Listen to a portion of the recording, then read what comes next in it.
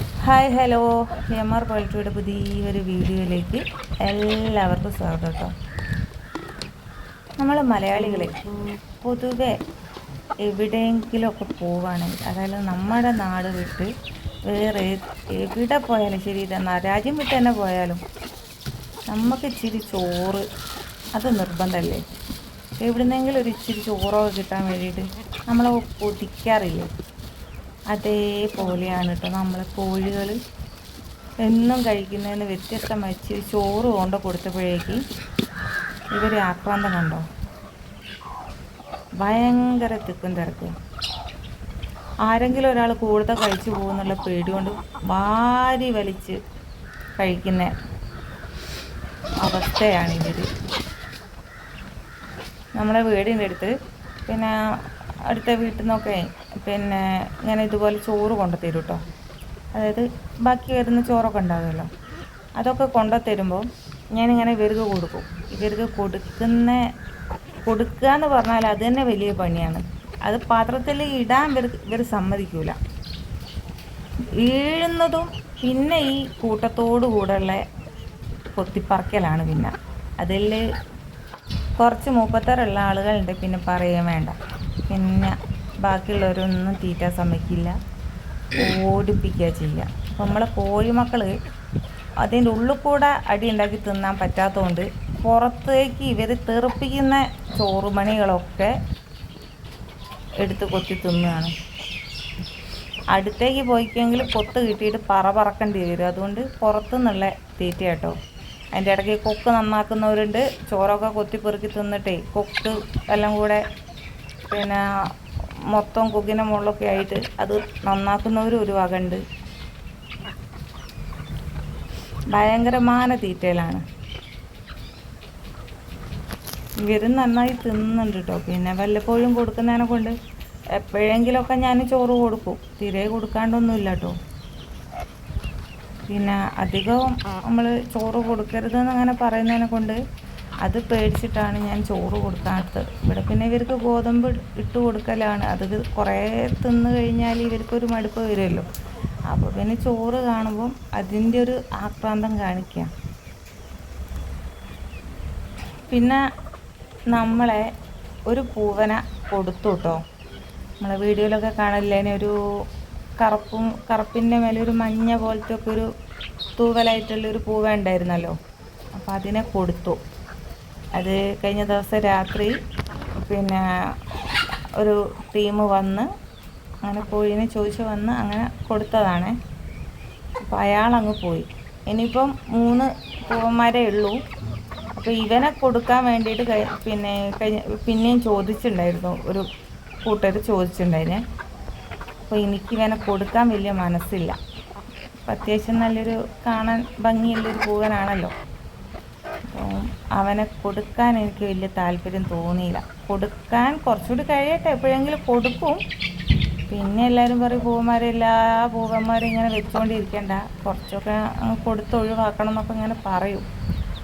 അങ്ങനെയാണ് ശരിക്കും ഞാൻ ആ പൂവനെ കൊടുക്കാൻ കാരണം. ഇല്ലെങ്കിൽ അതും ഈ കൂടത്ത് തന്നെ ഉണ്ടായേനെ. പിന്നെയാണ് ഇവർ അങ്ങോട്ടും ഇങ്ങോട്ടും കൊത്തിപ്പറിച്ചിട്ടേ ഭയങ്കര കൊത്തിപ്പറക്കലാണ്. അതുകൊണ്ട് ഓരോന്നിനെ അങ്ങോട്ട് ഒഴിവാക്കിയത്. ഈ വെള്ളപ്പൂവനാണ് അതിൻ്റെ അങ്ങനത്തെ മറ്റവരൊന്നും എവിടെ നിർത്താൻ സമ്മതിക്കില്ല.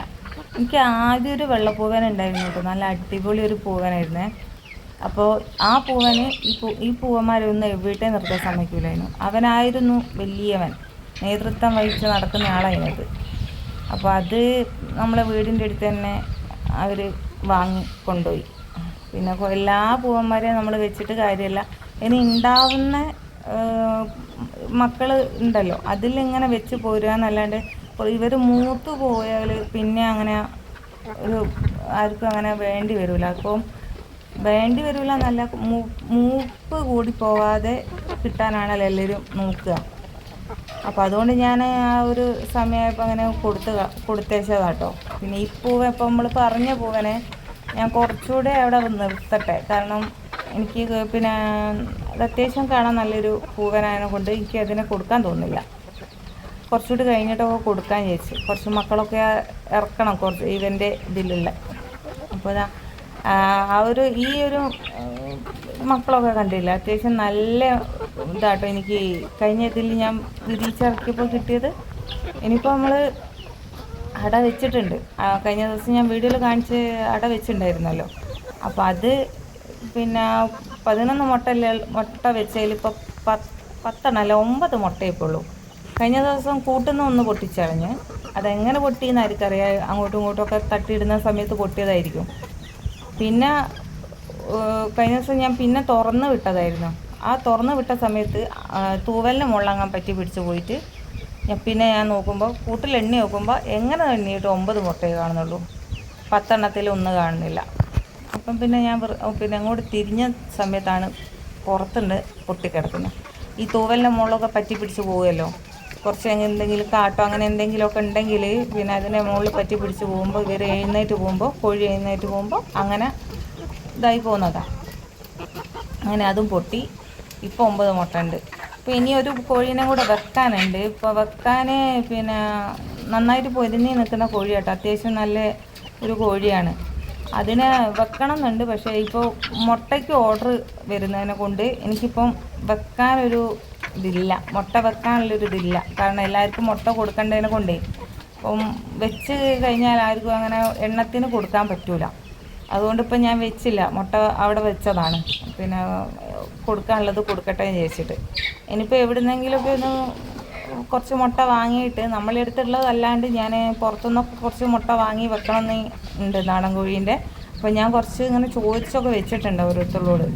അപ്പോൾ അങ്ങനെ വെറൈറ്റി എല്ലാ തരം കോഴികളെ കിട്ടാനുള്ള ഒരു ആഗ്രഹം കൊണ്ടേ പിന്നെ ഞാൻ എന്താ പറയുക, അങ്ങനെ കോഴിമുട്ടയുള്ള കോഴിയുള്ള വീട്ടിലൊക്കെ ചോദിച്ചിട്ട് കോഴിമുട്ട ഒക്കെ ഏൽപ്പിച്ച് വെച്ചിട്ടുണ്ട്. അതൊക്കെ ഒന്ന് വാങ്ങി വെച്ച് നോക്കണം.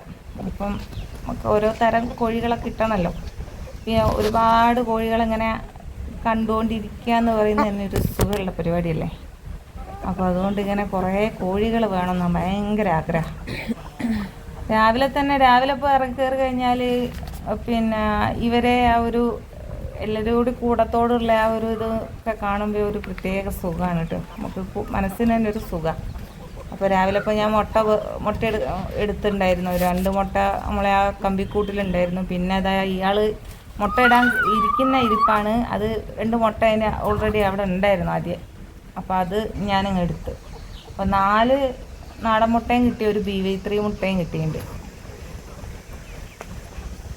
പിന്നെ നമ്മളെ പൊരുന്ന കോഴി കൂട്ട് കയറി അത് കയറൂല. അത് പുറത്ത് വിട്ട് കഴിഞ്ഞാൽ കുറേ മൂപ്പത്തി ഇതിലൊക്കെ നൂലാത്തി നടക്കും. പിന്നെ അങ്ങനെ കുറച്ച് അങ്ങോട്ടും ഇങ്ങോട്ടൊക്കെ ഓടി കളിച്ചാലൊക്കെ ഒന്ന് കൂട്ട് കയറുള്ളൂ. അപ്പം ഞാൻ പിന്നെ വേഗം കൂട്ട് കയറ്റിയതാട്ടോ. കാക്ക കണ്ടു കഴിഞ്ഞാൽ മുട്ടയും എടുത്ത് ബാക്കിയുള്ള മുട്ടയെടുത്ത് കാക്ക പോകും.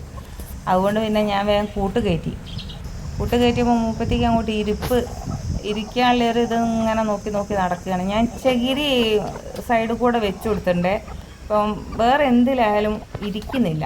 അപ്പോൾ പിന്നെ ഞാൻ വിചാരിച്ചു ഇങ്ങനെ തന്നെ പിന്നെ ഈ ഒരു ഇതിലാണ് മൂപ്പത്തി ഇരുന്ന് ശീലം, പിന്നെ ഇങ്ങനെ ഈ കൂട്ടിൻ്റെ ഉള്ളിലേ. അപ്പോൾ അതുകൊണ്ട് ഞാൻ വിചാരിച്ചെന്നാൽ പിന്നെ അങ്ങനെ തന്നെ ആയിക്കോട്ടെ വിചാരിച്ചിട്ട് പിന്നെ ചകിരി തുമ്പ് ഇച്ചിരി ഒന്ന് സൈഡിൽ കൂടിയൊക്കെ വെച്ചിട്ട് പിന്നെ മുട്ട ഇളകി അങ്ങോട്ടും ഇങ്ങോട്ടുമൊക്കെ പോകാണ്ടിരിക്കാൻ വേണ്ടിയിട്ട് പിന്നെ കുറച്ച് ചുറ്റുപാട് ചകിരിയും വെച്ച് കൊടുത്ത്. പിന്നെ അതാ നമ്മളെ പുതിയ കോഴിമക്കൾ കഴിഞ്ഞ ദിവസം വിരിഞ്ഞിറങ്ങിയ ടീം ഇപ്പോൾ പൊത്തിപ്പെറുക്കി തിന്നുന്ന തിരക്കാണ്. ഞാൻ സ്റ്റാർട്ടറായിരുന്നു കൊടുത്തത് കേട്ടോ. പിന്നെ മഞ്ഞൾ വെള്ളവും വെച്ച് കൊടുത്ത്. അപ്പോൾ തീറ്റ കിട്ടാൻ ഭയങ്കര ബഹളമാണ്. അത് കിട്ടുന്ന വരെ കരഞ്ഞുകൊണ്ടിരിക്കും. അതുകൊണ്ട് ഇപ്പോൾ കൊടുത്തപ്പോൾ അതിനുള്ള ഹല്ലും പിടിയാണ്. അപ്പോൾ ഞാൻ പിന്നെ ഇവർക്ക് സ്റ്റാർട്ടർ മാത്രമാണ് കൊടുത്തത് കേട്ടോ.